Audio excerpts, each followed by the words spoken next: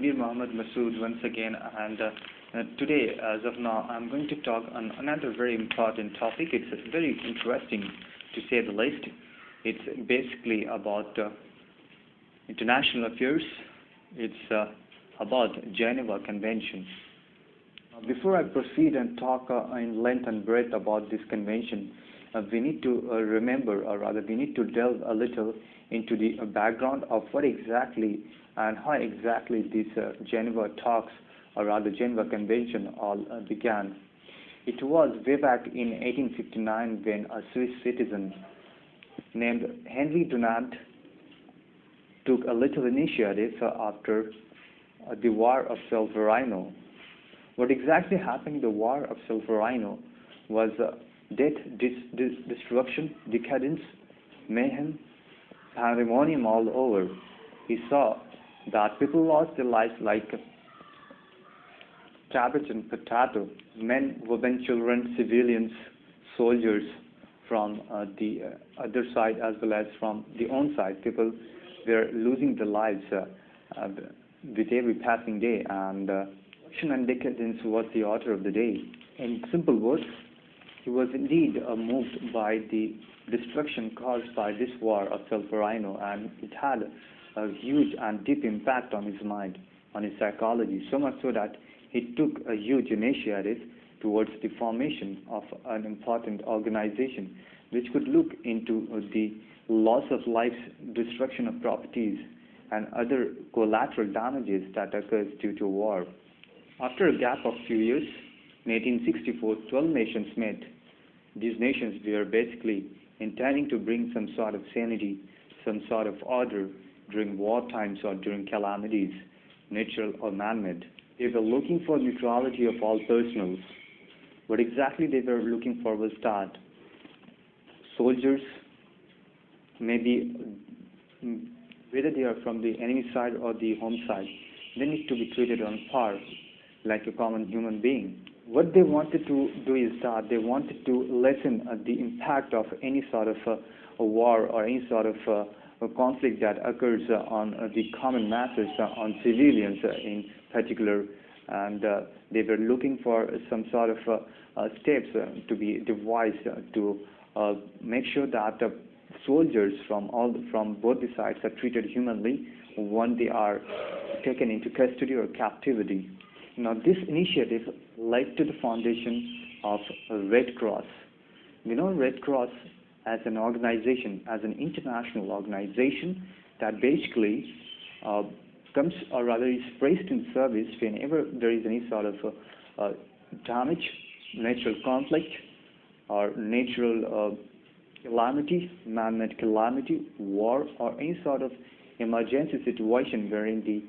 state apparatus or the state machinery is not able to handle the situation, and when the situation goes out of control. After the efforts and the work done by the Red Cross, it was after a few years, after lots of thought and meeting within various group of nations, the Geneva Convention was finally chalked out in the year 1949. Though it was modified day in and day out, lots of changes and amendments were made to certain clauses. In fact, clauses were added, lots of modifications were done, and it came in various shapes as time passed by. In 1955-56, various conventions and peace talks were held under the roof of Geneva Convention and Geneva talks,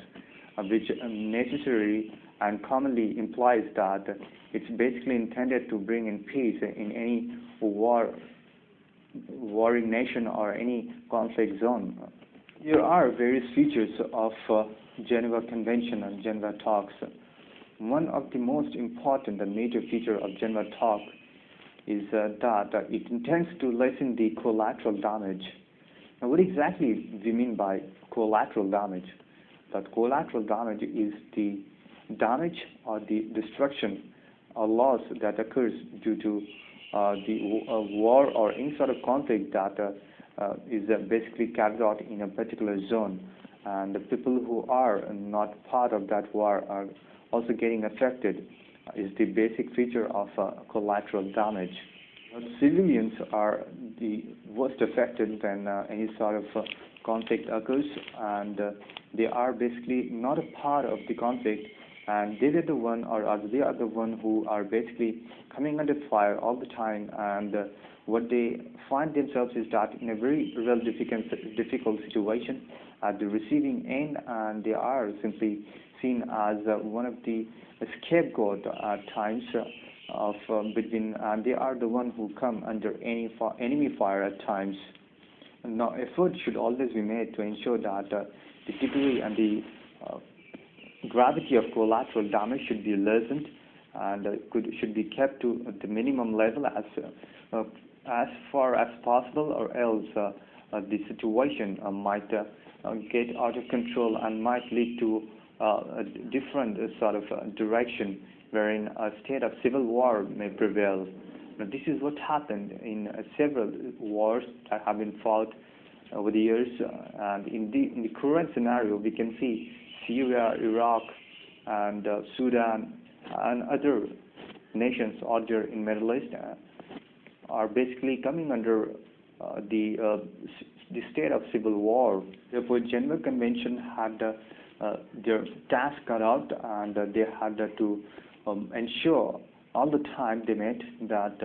the gravity of collateral damage is kept to the minimum level, so that ordinary people who are not part of a war, or who are not part of any sort of conflict, have nothing to do with with any sort of conflict between two nations, are not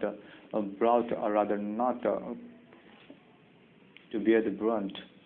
The second major feature of the Geneva Convention is the human treatment of prisoners of war. Now, what actually happens in a state of war is that when any one party or any one side gains control over the other side, it's but quite obvious that there are certain prisoners of war in the form of soldiers, lieutenants of, or rather any rank of soldiers, basically. There are at times spies, and or any times ordinary civilians are thought to be a part of war, and they are basically taken as prisoners of war. And now there are certain guidelines that needs to be adhered when any one side is taking a person, or any soldier, or any person who is part of a war as prisoner of war, and that basically needs that party, or that side which is basically taking the other side, or the other soldier of that side as prisoner of war, that certain guidelines has to be followed while taking him into their custody. Therefore, Geneva Convention always reiterates and stresses on the issue, on the importance and significance of making sure that a little meager treatment, a human treatment, is meted out to those who are basically taken as prisoners of war. POW, or prisoners of war, is basically a huge and developing concept these days, and which needs to be looked into by every peace-loving nation which wants to adhere by the Geneva talks and other peace treaties that has been chalked out time and again. So I thought the Geneva Convention is indeed a boon for all those nations who believe in the fact that a war needs to be waged in a very human as well as ethical manner, so that no room is left open for any sort of ambiguity or any sort of manipulation as far as the manner in which any sort of conflict is raised. And I thought the Geneva Convention is indeed a huge step for us, for all the developing nations and developed nations who are a part of this huge initiative taken by all the same and orderly nations. There is this provision of letting the prisoners of war go, or freeing them from custody when no evidence is in there, or a part of goodwill gesture to the other side to lessen hostility between the two nations. it's always expected that one side tries to bring in a little flexibility in their approach and lessen the environment of hostility that prevails between any two nations. And I thought that giving freedom to any prisoner of war is indeed a great step towards that direction. India and Pakistan is indeed a shining example of several goodwill gestures that have been taken in this regard. Of late, India and Pakistan has freed several prisoners of war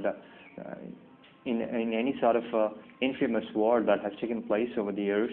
And I thought that they are basically they have basically come age and has shown a lot of maturity in removing all sorts of hostility, all sorts of misconceptions and myths that have arisen over the years. And I thought that it's indeed a great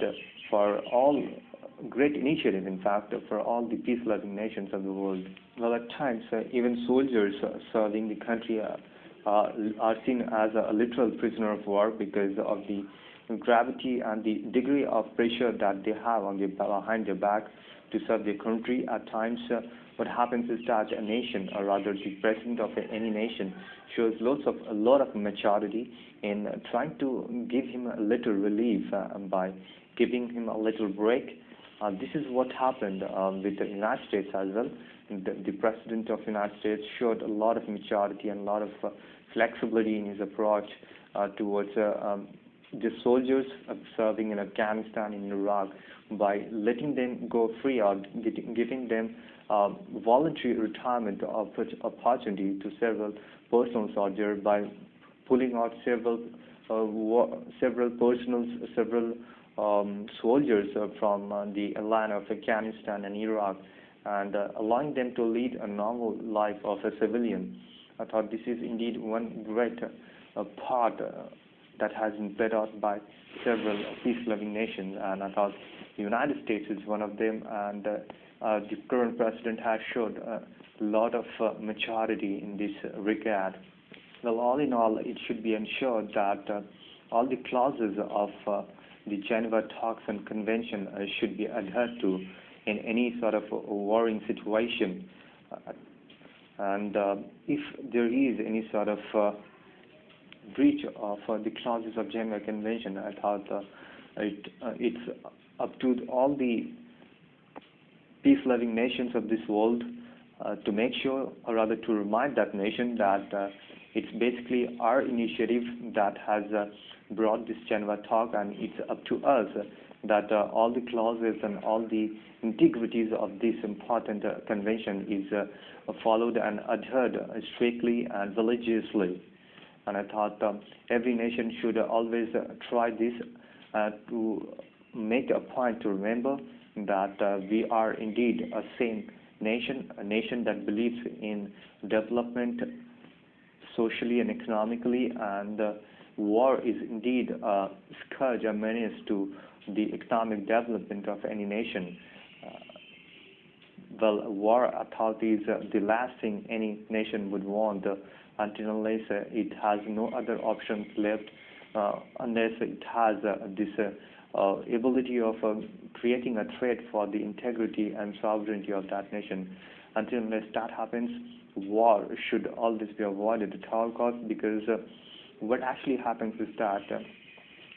the most people are the common civilians, the people who have nothing to do with this sort of agitation and this sort of conflict.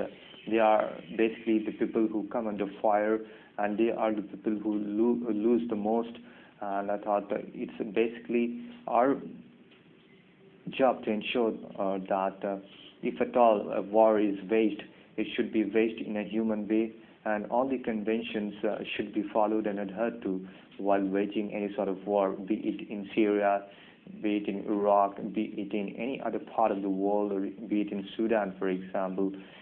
What exactly happens in a country, rather what exactly is happening in Syria is that its president, the president of the country himself, is basically trying to subjugate his own people, his own subject. It's not the way to wage any sort of, or rather to suppress any sort of uprising. There are always this opportunity, there is always this door open for dialogues and conventions. And I thought the United Nations has several machinery under it, wherein any sort of conflict or any sort of war-like situation can be suppressed, can be calmed down by way of peace talks and dialogues.